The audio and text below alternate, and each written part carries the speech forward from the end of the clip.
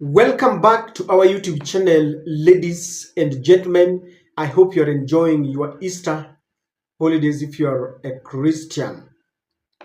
Ladies and gentlemen, when Raila Odinga and William Ruto came together and formed a committee to try and talk about matters pertinent to the country, there are many who believed from the onset that this was a waste of time, and they felt that William Ruto was just buying time with Raila Odinga.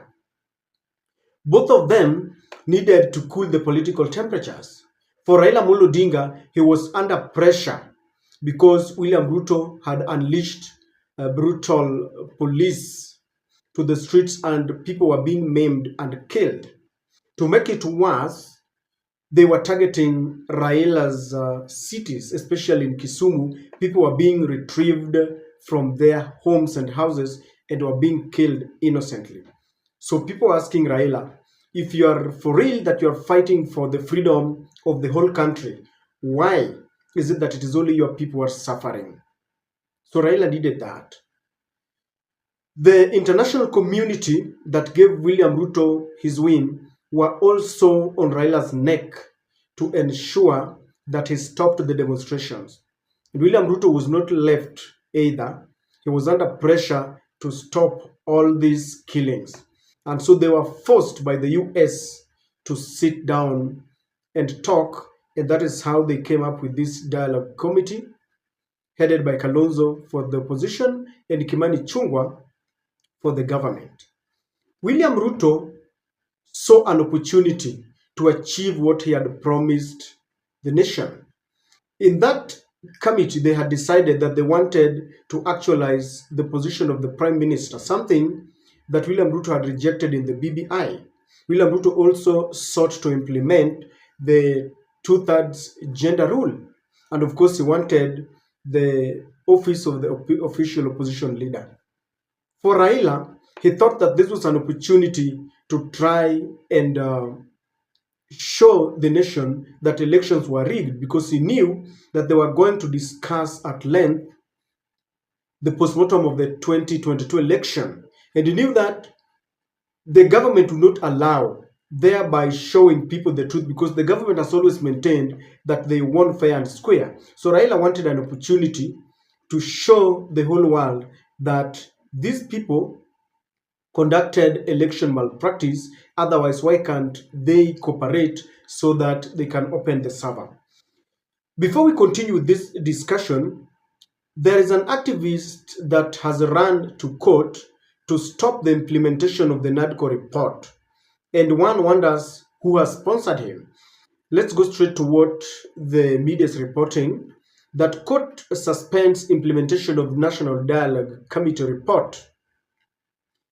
A High Court sitting in Kiambu has suspended the implementation of the National Dialogue Committee report pending a hearing and determination of a case filed by an activist called Michael Mushemi. The petitioner told the court that any attempts to have Parliament process the contents of the NADCO report would plunge the country into an unprecedented constitutional crisis. And the Lady Justice Dora Chepkony issued orders suspending the implementation of the report that is before Parliament. What is Mushemi saying? This is what he's saying. Now, the petitioner Mushemi told the High Court that the presentation and submission of the report as is from the NADCO to the National Assembly poses a direct challenge to the rule of law in Kenya, as it seeks to conduct an election audit outside the constitutional framework.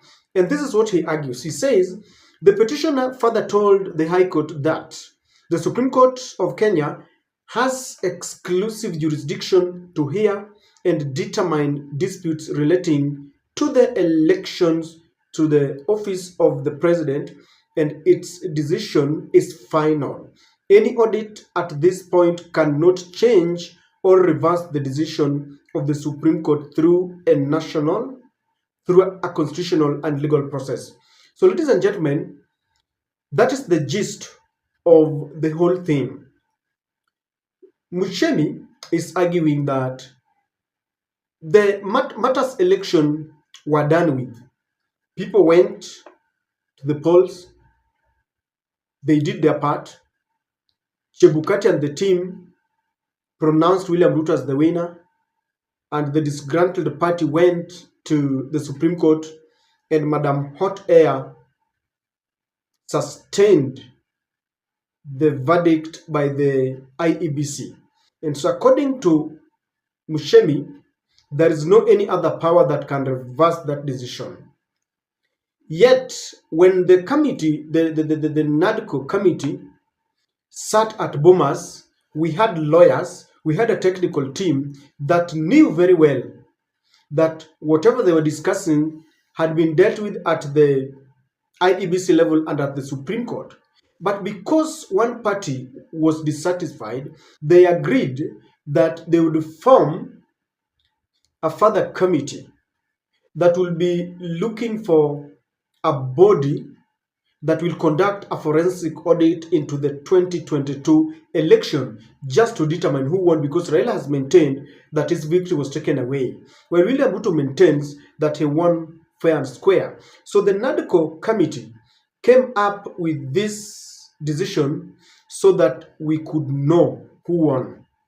But do you think William Ruto was serious about this? Because let me just take you back. When this process was going on, Chebukati was invited to go and give his views, and he refused. He said, we were done with the elections and there's nothing I'm coming to talk about. And if you look at the position of Chebukati, it's the position of the US ambassador to the country, Meg Whitman, who declared that the last election is the freest, honest, most verifiable election that has ever been conducted in the country since independence. And it tells you that it is the position of the government, the position of those who took part in aiding William Ruto's victory. Madam Koome, described the pursuit for electoral justice as hot air and a wild goose chase. And so it is her position that the elections were conducted in a most free and verifiable manner. So William Ruto, Meg Whitman, Chebukati, and Madam Koome have pronounced themselves that it was conducted well.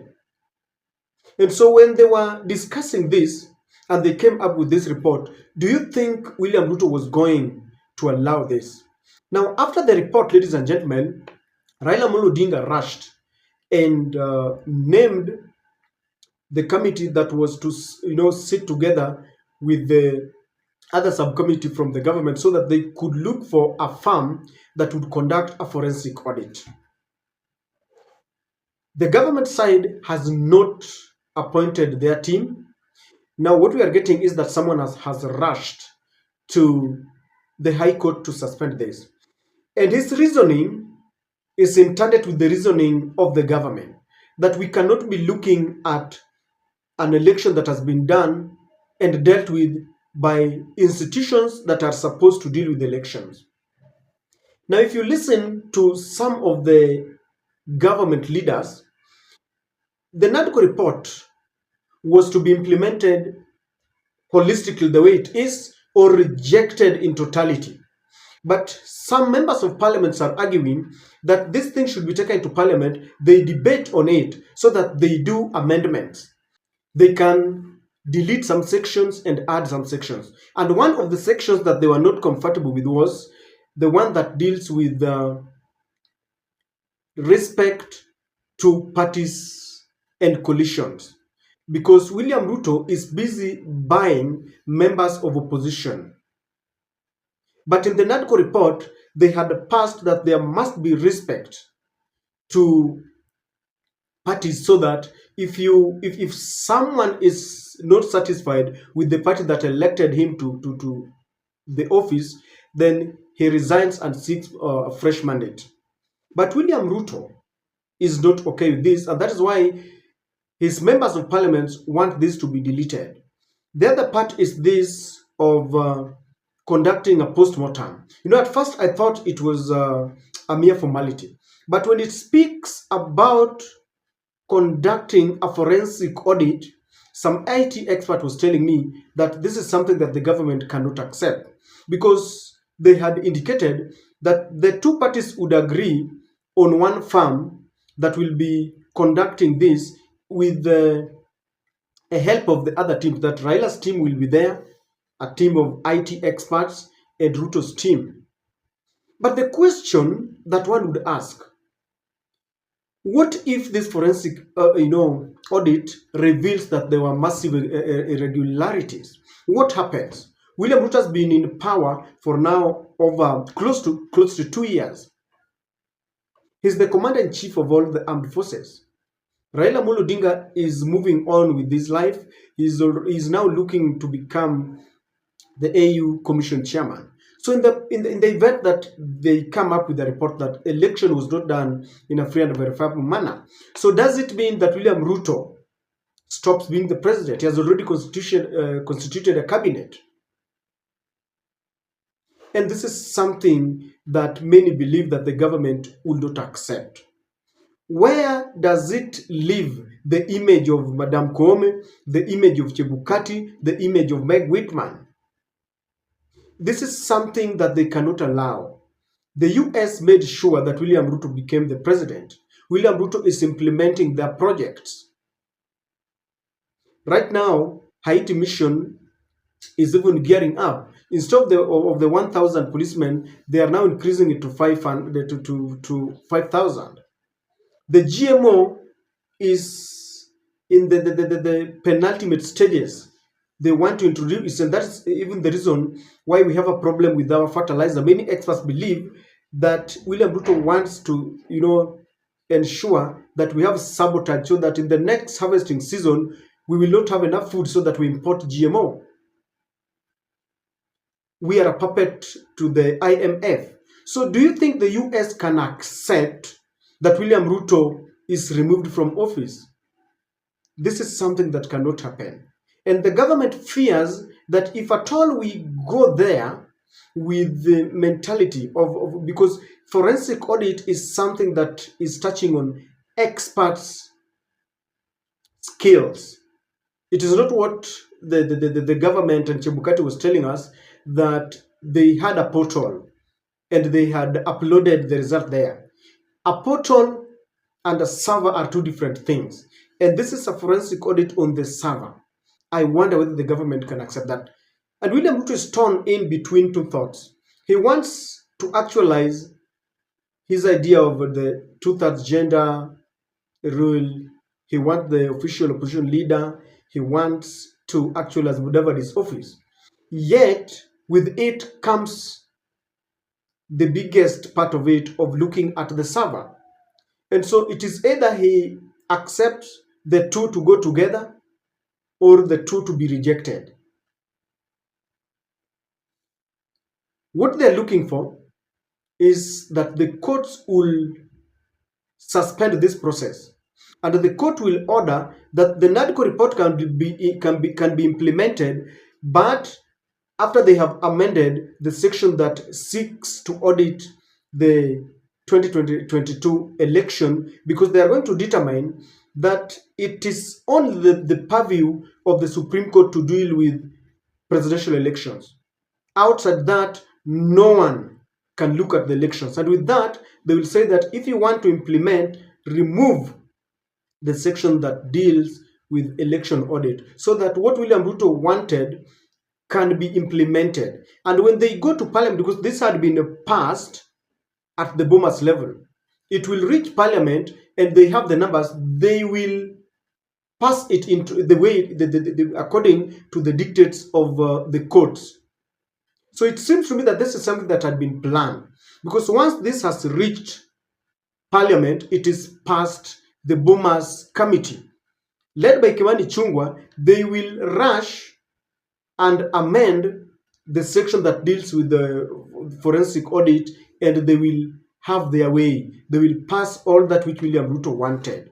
And we wait and see what is going to happen, ladies and gentlemen. I have a feeling that William Ruto or his allies or both and the dark forces that blocked Raila from ascending to power are the people who have sent these activists to go and then seek legal redress in High Court. The school of thought that maintained it was a waste of time could as well be right. I don't know what to think, but that is my take.